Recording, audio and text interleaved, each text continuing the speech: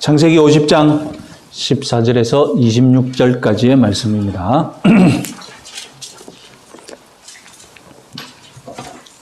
성경 말씀 창세기 50장 14절에서 26절 같이 읽겠습니다. 요셉이 아버지를 장사한 후에 자기 형제와 호상공과 함께 애굽으로 돌아왔더라. 요셉의 형제들이 아버지가 죽었음을 보고 말하되 요셉이 혹시 우리를 미워하여 우리가 그에게 행한 모든 악을 다 갚지나 아니할까 하고 요셉에게 말을 전하 이르되 당신의 아버지가 돌아가시기 전에 명령하여 이르시기를 너희는 이같이 요셉에게 이르라 내 형들이 내게 악을 행하였을지라도 이제 바라건대 그들의 허물과 죄를 용서하라 하셨나니 당신 아버지의 하나님의 종들인 우리 죄를 이제 용서하소서 하매 요셉이 그들이 그에게 하는 말을 들을 때에 울었더라. 그의 형들이 또 친히 와서 요셉 앞에 엎드려 이르되 우리는 당신의 종들이니이다. 요셉이 그들에게 이르되 두려워하지 마소서 내가 당신을 대신하리이까 당신은 나를 해하려 하였으나 하나님은 그것을 손으로 바꾸사 오늘과 같이 많은 백성의 생명을 구원하시게 하시려 하셨나니 당신들은 두려워하지 마소서 내가 당신들과 당신의 자녀로 기르리이다 하고 그들을 간곡한 말로 위로하였더라. 요셉이 그의 아버지의 가족과 함께 애굽에 거주하여 110세를 살며 에브라임의 자손 3대를 보았으며 므낫세의 아들 마길의 아들들도 요셉의 스라에서 양육되었더라. 요셉이 그의 형제들에게 이르되 나는 죽을 것이나 하나님이 당신들을 돌보시고 당신들을 이 땅에서 인도하여 내사 아브라함과 이삭과 야곱에게 맹세하신 땅에 이르게 하시리라 하고 요셉이 또 이스라엘 자손에게 맹세하여 이르기를 하나님이 반드시 당신들을 돌보시리니 당신들은 여기서 내 혀를 메고 올라가겠다 하라 하였더라. 요셉이 110세의 죽음에 그들이 그의 몸에 향재료를 넣고 애굽에서 입관하였더라. 아멘. 예, 요셉의 장례인데 야곱의 장례라고 되어 있네요.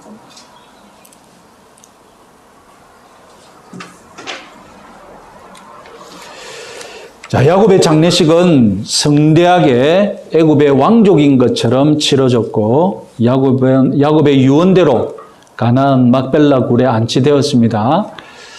자, 이렇게 12형제가 가나안에 돌아왔으니 이참에 가나안에서 다시 정착하면 안 될까요? 7년 가뭄도 끝난 지 오래인데 더 이상 애굽에서 살 이유도 없을 것 같은데 그러나 요셉과 그 형들은 애굽으로 돌아갑니다. 이들이 애굽으로 돌아가야 한 이유는 자녀 때문입니다. 가나안으로 장례를 치르러 올라가겠다고 바로에게 약속할 때에 창세기 50장 8절 말씀 같이 한번 읽어보겠습니다. 요셉의 온 집과 그의 형제들과 그의 아버지의 집이 그와 함께 올라가고 그들의 어린 아이들과 양떼와 소떼만 고센 땅에 남겼으며 12형제들의 자녀와 재산은 애굽 고센 땅에 남겨두고 왔다는 것입니다. 아마 애굽의 총리 요셉이 가나안으로 장례 치르러 갈 때에 애굽의 파라오를 안심시키기 위함이었을 것입니다.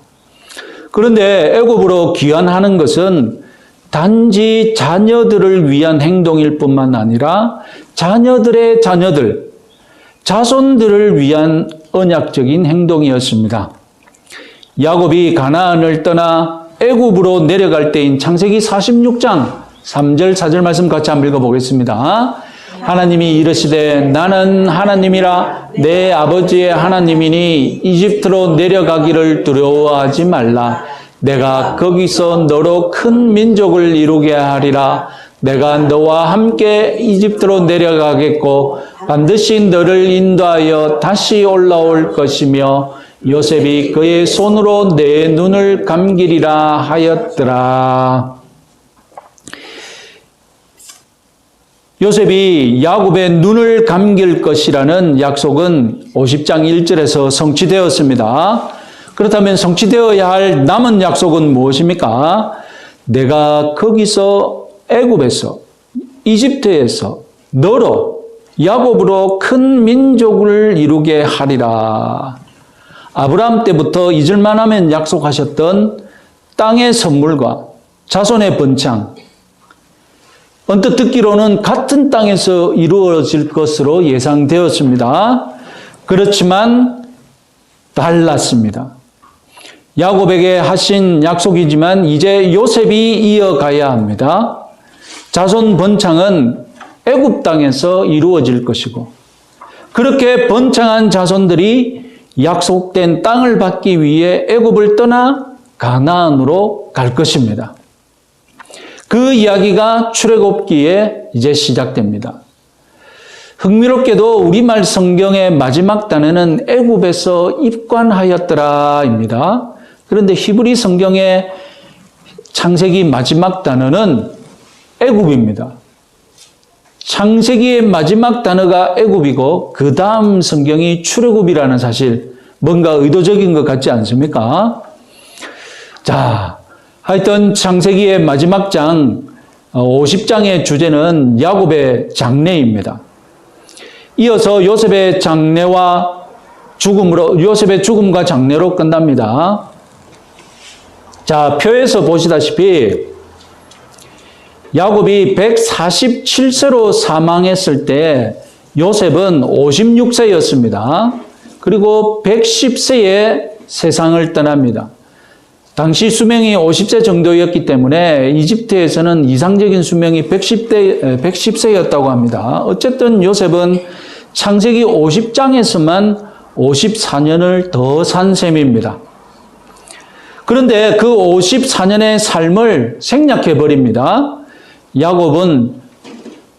야곱이 죽은 직후에 에피소드 하나만 소개합니다. 그 일화가 바로 형제들 간의 불화에 관한 것입니다.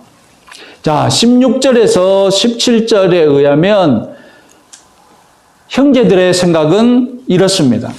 요셉이 여전히 우리 형들을 미워하고 있다. 아버지 야곱이 살아있는 동안에는 참고 있었다.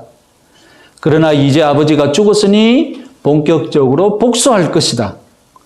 그러니 인편을 보내자. 아버지가 죽기 전에 형들에게 유언을 남겼는데 요셉에게 명령을 전하라고 유언을 남겼다. 그 명령은 바로 형들의 잘못을 용서하라는 것이다. 이렇게 전가를 보내면서 야곱을 당신의 아버지라고 표현했습니다. 형들은 왜 야곱을 우리 아버지가 아니라 당신의 아버지, 너의 아버지, 요셉의 아버지라고 표현했을까요?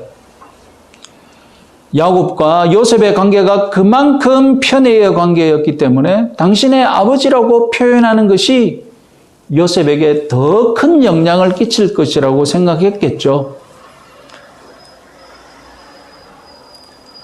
여기서 또 궁금한 점은 과연 아버지 야곱이 죽기 전에 용서하라는 이런 명령 유언이 진짜일까입니다. 정말로 야곱이 이런 유언을 남기고 죽었을까? 혹시 형들이 지어낸 것은 아닐까? 여러분들 생각에는 이 명령이 진짜인 것 같습니까? 형들이 지어낸 것 같습니까? 저도 지어낸 것 같습니다. 만약에 야곱의 뜻이 요셉이 형들을 용서하는 것이라면 어떻게 절차가 되어야 될 것 같습니까? 네? 바로 요셉을 불러다가 형들을 용서하라고 하면 되죠. 그죠? 왜 사이도 안 좋은 형들을 불러다가 요셉에게 전하라, 너희들을 요셉이 형들에게 이게 아버지 뜻이다. 왜 이렇게 복잡하게 불편하게 합니까? 요셉도 형들이 이렇게 지어낸다고 판단한 것 같습니다. 그래서 요셉은 울었던 것 같습니다. 형들이 아직까지도 이토록 자신을 두려워하는 현실이 슬펐겠죠. 이렇게 지어내기까지 한다는 사실이 슬펐던 것 같습니다. 17년 전 요셉이 39살 때 요셉을 못 알아보는 형들에게 자기 정체를 밝혔을 때 요셉은 이미 한 번 용서했습니다. 45장 5절 말씀 같이 한번 읽어보겠습니다. 당신들이 나를 이곳에 팔았다고 해서 근심하지 마소서, 한탄하지 마소서. 하느님이 생명을 구원하시려고 나를 당신들보다 먼저 보내셨나이다. 여러분, 문자적으로 용서한다는 말은 없지만 누가 들어도 용서의 마음이 담겨 있지 않습니까? 요셉은 분명히 이 발언에서 용서를 담았다고 요셉 자신은 생각했을 것입니다. 그런데 알고 보니 17년간 망고 요셉 혼자만의 생각이었던 겁니다. 17년이라는 그 오랜 시간 동안 형들은 여전히 두려움을 가지고 살았던 것입니다. 그래서 요셉이 아마 눈물이 났을 것입니다. 자, 그러면 여기서 형들은 왜 17년간 변함없이 요셉을 두려워했을까요? 일단 보편적으로 아버지가 살았을 땐 형제들 간의 다툼을 하지 않습니다. 대개 아버지가 죽으면 고륙상잔이 일어나곤 합니다. 성전의 세계에서도 마찬가지입니다. 대표적인 사람이 에서였죠. 에서가 벼르던 것이 무엇이었습니까? 아버지 이삭이 죽으면 어떻게 한다? 내가 야곱을 죽이고 만다. 사사기 9장을 보면 사사 기드온이 무려 70명의 아들을 얻었는데 그 중에 아비멜렉이라는 아들이 있었습니다. 아버지 사사가 죽으니까 무슨 일을 벌였겠습니까? 지가 왕이 되려고 자기 형제들 다 죽였어.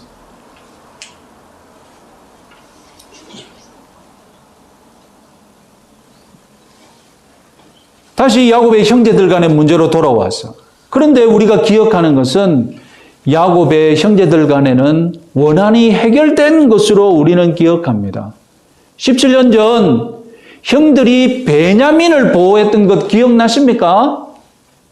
유다가 앞장섰고 형들이 동참하여서 베냐민을 보호하는 그 모습에 요셉이 감동받아서 내가 형들을 의심해서 이런 계획을 꾸미는 거 필요 없겠구나 싶어서 눈물을 흘리며 자기 정체를 밝혔지 않습니까?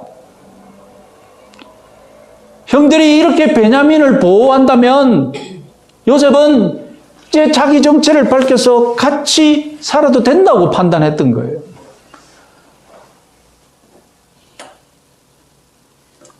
형들은 분명히 라헬의 아들 베냐민을 보호하면서 그동안 분열되어 있던 형제애, 그 형제애를 회복했습니다. 그리고 아버지 야곱의 편애마저도 형들은 받아들이고 극복했습니다. 그 일을 누가 앞장섰다고요? 유다가 앞장섰지 않습니까? 그래서 나중에 유다가 왕의 축복을 받는다고 제가 누누이 말씀드렸지 않습니까? 그런데 왜 17년이 지난 지금까지 요셉을 두려워하고 있을까요? 제 생각에는 야곱과 라헬의 아들들 요셉, 베냐민 이 3자 간의 편애가 애굽에서도 지속되고 있었기 때문입니다. 형들은 편애를 극복하려고 하는데 야곱과 라헬의 아들들은 편애를 중단하지 않고 있다는 겁니다. 형들이 변한 것이 확실하다면, 형들이 이제 화목을 지향한다면 야곱과 라헬의 아들들도 형들을 배려해서 형들을 위해서 애굽에서는 더 이상 편애가 없도록 행동을 해야 할 텐데, 야곱과 요셉도 그렇게 협력해야 할 텐데 안타깝게도 편애는 애굽에서도 지속되었습니다. 오히려 야곱은 그동안 베풀지 못했던 편애를 한꺼번에 베풀겠다는 마음으로 요셉을 어떻게 했습니까? 형들 모르게 둘만 만나서 장자의 축복을 해버렸지 않습니까? 놀랍게도 손자를 아들 삼아버렸습니다. 조카가 형제가 되는 촌극을 만들 정도로 요셉을 편애했던 겁니다. 이렇게 계속되는 편애를 목격하니 형들의 불안도 계속될 수밖에 없겠죠. 아마 요셉과 야곱은 의식하지 못했을 겁니다. 자기들은 늘 해왔던 대로 그냥 사랑을 주고받고 있는 거예요. 그런데 형들이 아직까지 불안한다는 것 자기들은 눈치챌 수가 없겠죠. 자기들은 그냥 편안하게 하는데.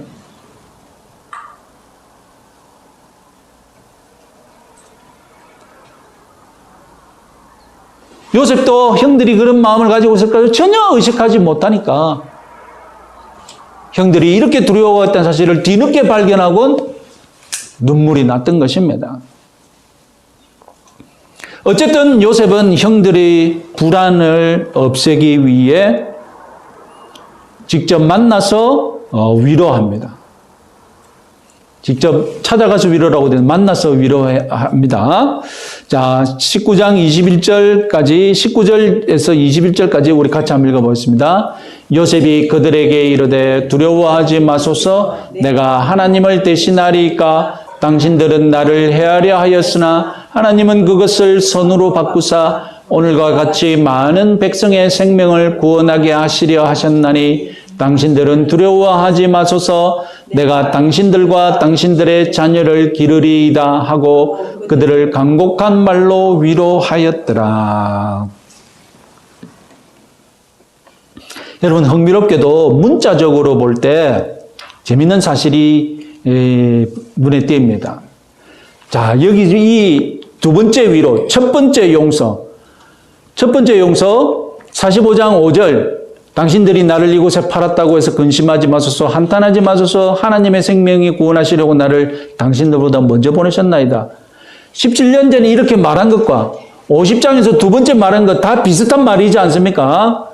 그런데 요셉은 이 첫 번째, 두 번째 용서에서 똑같은 말을 계속 빼먹고 있습니다. 그래서 형들이 자꾸 오해를 하는 거예요. 무슨 단어를 빼먹고 있을까요? 네? 무슨 말을 계속 빼먹고 있습니까? 맞습니다. 용서하겠다는 말을 계속 빼먹고 있어요. 그냥 간단하게 용서라는 말만 넣으면 오해가 없는데 첫 번째에서도 두 번째에서도 용서하겠다는 말은 안 하고 있습니다. 저는 여기서 조금 재밌는 상상을 해봅니다. 용서라는 단어만큼은 요셉이 쓰고 싶지 않았던 것 아닐까? 제 추측입니다. 그렇지 않았으면 좋겠는데 그냥 우연이었으면 좋겠는데 이것이 요셉의 의지가 담긴 말은 표현은 아닐까? 제 추측입니다. 아무튼 본문의 핵심적인 교훈은 요셉이 신앙의 힘으로 형들을 위로하고 용서했다는 사실을 강조하고 있겠죠. 분명히 용서의 뜻을 담았으니까. 그죠? 용서의 뜻은 담았습니다. 분명히 용서라는 말은 안 했지만. 17년 전에 그랬듯이 말입니다. 용서를 담은 이 요셉의 신앙 고백을 한번 자세히 생각해 보면요. 19절 두려워하지 마소서 내가 하나님을 대신하리이까. 이 말은 심판의 권세는 하나님께 있다는 신앙 고백이겠죠. 그러면 이제 하나님이 형들의 악행을 심판할 것이라는 뜻이겠습니까? 역시 아니죠. 20절의 유명한 신앙 고백. 당신들은 나를 해하려 했으나 하나님은 그것을 선으로 바꾸사 오늘과 같이 많은 백성의 생명을 구원하게 하시려 하셨나니